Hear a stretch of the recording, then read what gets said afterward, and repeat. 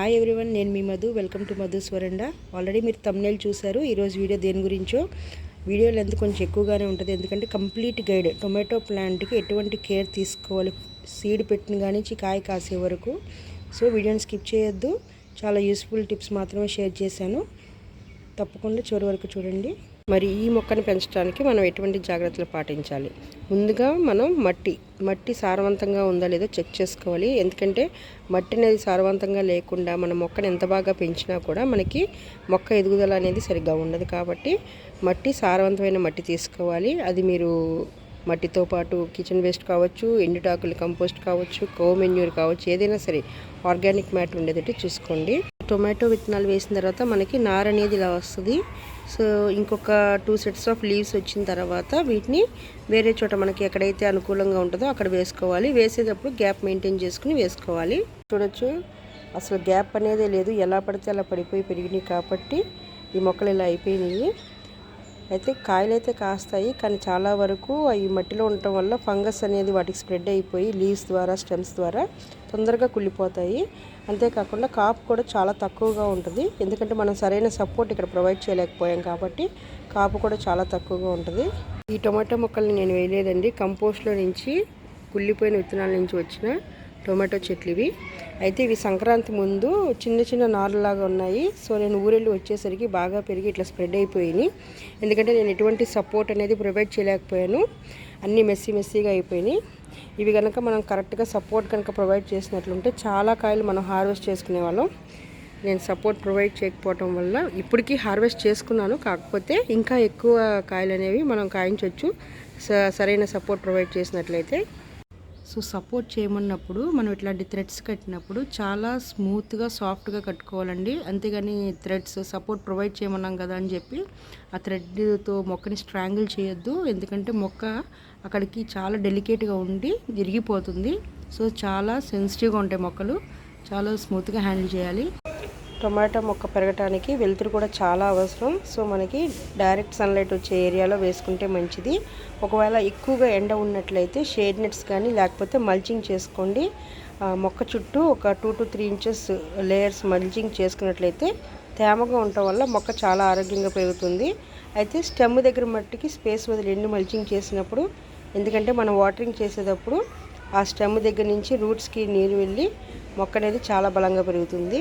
యూజువల్గా మనకి వెలుతురు అనేది మన హౌస్ డైరెక్షన్ బట్టి కూడా ఉంటుందండి. మన ఈస్ట్ ఫేసింగ్ అయితే ఇంకొక వైపు ఎక్కువగా ఉంటుంది ఎండ, వెస్ట్ ఫేసింగ్ అయితే వేరొక వైపు ఎండ ఎక్కువగా ఉంటుంది. సో అది చూసుకుని కూడా మనం మొక్కల్ని పెట్టుకోవాలి. ఒకవేళ మీకు ఎక్కువ మొక్కలుండి అన్నిటికీ షేడ్ నెట్ ప్రొవైడ్ చేయలేకపోయినా లేకపోతే వాటిని మూవ్ చేయలేకపోయినా మనం ఏం చేయొచ్చు అంటే, ఫర్ ఎగ్జాంపుల్ ఇక్కడ మీరు ఈ పాట్ చూడొచ్చు. సో మొక్క ఇటువైపు తిరిగి ఉంది కదా.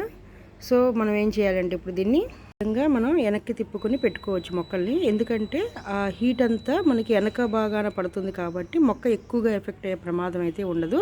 అంటే ఇదేమి పర్మనెంట్ సొల్యూషన్ కాదు, బట్ ఎక్కువగా కుండీలు ఉన్నా మనం మూవ్ చేయలేకపోయినా మనం ఇలాంటి చిన్న చిన్న టిప్స్ అనేది ఫాలో అవ్వచ్చు. ఇక్కడ మల్చింగ్ ప్లేస్లో నేను స్ప్రౌట్స్ వేసుకున్నాను. సో ఏంటంటే మనకి ఆ మల్చింగ్ అనే పర్పస్ సాల్వ్ అవుతుంది. అదేవిధంగా మనం ఇది కొంచెం హైట్ పెరగగానే కట్ చేసుకుని వాడుకోవచ్చు. అదేవిధంగా ఇక్కడ బాటమ్ దగ్గర లీవ్స్ అనేవి కూడా నేను ఎప్పటికప్పుడు ప్రూన్ చేసుకోవటం వల్ల నాకు ఎటువంటి ఇన్ఫెక్షన్ అనేది మొక్కకి స్ప్రెడ్ అవ్వదు. మీరు చూడొచ్చు స్టెమ్ ఎంత బలంగా ఉందో, ఇది టొమాటో ప్లాంట్. సో ఈ స్టెమ్ ఇంత బలంగా ఉండి మనకి ఎనర్జీ అంతా ఫ్రూట్స్ కింద తయారవడానికి కన్వర్ట్ అవుతుంది అన్నమాట, ఇట్లా బాటమ్ లీవ్స్ తీసేసినట్లయితే. ఈ పెయింటింగ్లో మనం వంగ చెట్లు కూడా ఉన్నాయి. యూజువల్గా అయితే నేను టొమాటో వంగ చెట్లు ఒకే దాంట్లో పెట్టనండి, ఎందుకంటే రెండింటికి పెరగటానికి స్పేస్ కావాలి. కానీ విత్తనాలు పడి ఇవి మొలిచినాయి. సో ఇది నేను వేరే పాట్లోకి ట్రాన్స్ప్లాంట్ చేసేసుకుంటాను. మనకి స్ప్రౌట్స్ వన్స్ మనం కట్ చేసుకున్న తర్వాత 1కి 2 సార్లు వస్తాయి. ఒకవేళ రాకపోయినా సరే మళ్ళీ మనం వేసుకుంటూ ఉండాలి. సమ్మర్ మొత్తం మల్చింగ్ కింద ఉపయోగపడుతుంది. ఒకవేళ స్ప్రౌట్స్ వేసుకోలేకపోయినా యాజ్ యూజువల్ ముందు చెప్పినట్టు ornamental plants like turtle wines కానీ ఏదైనా క్రీపర్స్ కానీ కూడా మనం పెట్టుకోవచ్చు మల్చింగ్ కింద. సక్కర్ అంటే ఏంటంటే ఇట్లా 2 స్టెమ్స్ మధ్య మనకి చిన్న కొమ్మ కనపడుతుంది కదా. సో దీన్ని మనం సక్కర్ అంటాము. ఇట్లాంటి వాటిని మనం ఎప్పటికప్పుడు ప్రూన్ చేసుకోవాలి. ఈ సక్కర్స్ అనేవి ఇలా చిన్నగా ఉన్నప్పుడు ప్రూన్ చేసుకుంటే ఏమవుతుందంటే మొక్కకి ఎక్కువ గాయం అనేది తగలదు. సో చిన్నగా ఉన్నప్పుడు వీటిని మనం ప్రూన్ చేసుకోవాలి. ఇవి ఉండటం వల్ల మనకు వచ్చే నష్టం ఏంటంటే ఎనర్జీ అంతా ఇది తీసుకోవటం వల్ల అవి ఫ్లవర్స్ వరకు వెళ్ళదు. ఒకవేళ వెళ్ళినా కూడా ఫ్రూట్స్ కింద కన్వర్ట్ అయినప్పుడు చిన్న చిన్న ఫ్రూట్స్ కింద కన్వర్ట్ అవుతాయి. ఎందుకంటే మొత్తం ఎనర్జీ ఇవే తీసేసుకుంటాయి. సో ఎప్పటికప్పుడు వీటిని తొలగించుకోవాలి మనం. మనం వాటరింగ్ విషయానికి వస్తే మనకి ఎప్పుడైతే మట్టి కొంచెం డ్రై అయిపోయినట్టు అనిపిస్తుందో అప్పుడు వాటరింగ్ చేసుకోవాలి. ఎందుకంటే ఎప్పుడు మనకి సాయిల్ని మాయిస్ట్గా ఉంచుకోవాలి. ఇంకొక టెక్నిక్ ఏంటంటే మనం వాటరింగ్ చేసుకోవాలనుకుంటే ఆ మొక్క దగ్గర ఉన్న మట్టిని కొంచెం తీసుకుని చిన్న రౌండ్ లాగా ఒక ముద్దలాగా చేసుకుని మన పక్కన కొంచెం గ్రౌండ్ మీద ఒక్కసారి ఇట్లా పైనుంచి విసిరండి. ఒకవేళ అది పొడి పొడిగా పడిపోతే కనుక వాటరింగ్ చేయాలని అర్థం. ఎందుకంటే ఆ మట్టి డ్రైగా ఉండటం వల్ల అలా పొడిగా పడుతుంది. లేదు అలా ముద్దలాగానే గ్రౌండ్ మీద పడినట్లయితే మనం వాటరింగ్ చేయాల్సిన అవసరం లేదు. ఓవర్ వాటరింగ్ చేయడం వల్ల ఏమవుతుందంటే టొమాటోలు ఇలా పగిలిపోతాయండి. అంతేకాకుండా మనకి కింద భాగాన ఉన్న ఆకుల మీద చిన్న చిన్న బ్రిస్టల్స్ అనేవి కూడా ఫామ్ అవుతాయి. సో ఓవర్ వాటరింగ్ అనేది చేయకూడదు. టొమాటో ప్లాంట్స్ ఎప్పుడు సెల్ఫ్ పాలినేటెడ్ అండి. Male and female reproductive organs వచ్చి ప్లాంట్ మీదే ఉంటాయి మనకి. సో ఏంటంటే విండ్ వల్ల కానీ లేకపోతే కొన్ని ఇన్సెక్ట్స్ ఉంటాయి కదా, ఆ ఇన్సెక్ట్స్ వైబ్రేషన్ వల్ల కానీ పాలినేషన్ అనేది జరుగుతుంది. సో వాటిని ఎంకరేజ్ చేయడానికి మనం చక్కగా బంతిపూల మొక్కలు లేకపోతే పసుపు కలర్ మొక్కలు ఏదైనా సరే, ఆవాల మొక్కలు ఇట్లా ఏదైనా సరే ఆ టొమాటో ప్లాంట్ దగ్గర పెట్టుకున్నట్లయితే పాలినేషన్ కూడా బాగా జరుగుతుంది. సరైన సపోర్ట్ ఇవ్వటం వల్ల కూడా మనకి ఇంత ఆరోగ్యంగా మొక్క అనేది పెరుగుతూ ఉంటుంది. ఒకవేళ సెల్ఫ్ పాలినేషన్ జరగకపోయినా కూడా మనము చేత్తో ఒకసారి ఫ్లవర్స్ని చిన్నగా టికిల్ చేసినా కూడా పాలినేషన్ అనేది బాగా జరుగుతుంది. సో మనం ఇట్లా బాటమ్ లీవ్స్ ప్రూన్ చేసుకోవడం వల్ల స్టెమ్ బలంగా అవుతుంది కాబట్టి ప్రతి ఫ్లవర్ మనకి ఫ్రూట్ కింద కన్వర్ట్ అవుతుంది. ఆ మొక్క దగ్గర ఎటువంటి చిన్న చిన్న పిచ్చి మొక్కలు మొలిచినా కూడా ఎప్పటికప్పుడు మనం దాన్ని తీసుకుంటూ ఉండాలి. సో టొమాటో మొక్కకి అనుగుణంగా మనం క్యారెట్స్ పెంచుకోవచ్చు, లేకపోతే బఠానీ, బీన్స్ కానీ, ఉల్లిపాయలు, గార్లిక్, పచ్చిమిరప ఇట్లా టమాటో మొక్క పక్కన మనం ఈ ప్లాంట్స్ అయితే వేసుకోవచ్చు. ఇది చూసారు కదా, ఇది చాలా చిన్న పాట్. దీంట్లో నేను ఒక గోంగూర విత్తనాలు వేసుకున్నాను. అదేవిధంగా టొమాటో విత్తనాలు వేసుకుంటే నాకు ఒక టొమాటో మొక్కతో పాటు గోంగూర మొక్క కూడా వచ్చింది. మీరు చూడండి ఎంత హైట్ పెరిగిందో గోంగూర మొక్క ఈ చిన్న కుండీలో. చూసారు కదా ఇంత హైట్ పెరిగింది. మరి మనకి తెగులు వస్తే ఏం చేయాలి? ఇట్లాగే మనం చాలా సింపుల్గా న్యాచురల్గా ఇంట్లో ప్రిపేర్ చేసుకునే ఒక ఆర్గానిక్ పెస్టిసైడ్ మీకు చూపిస్తాను. ఇది టొమాటో మొక్కలకే కాదు అన్ని కూరగాయ మొక్కలకి, పూల మొక్కలకు కూడా మీరు వాడుకోవచ్చు. చాలా హెల్ప్ చేస్తుంది. మీరేమి 15 రోజులకు ఒకసారి ఇవ్వక్కర్లేదు, నెలకు ఒకసారి ఇచ్చినా కూడా కన్సిస్టెంట్గా 3 నెలల వరకు ఇవ్వండి. మీ మొక్కకు పురుగు అనేది ఉండదు.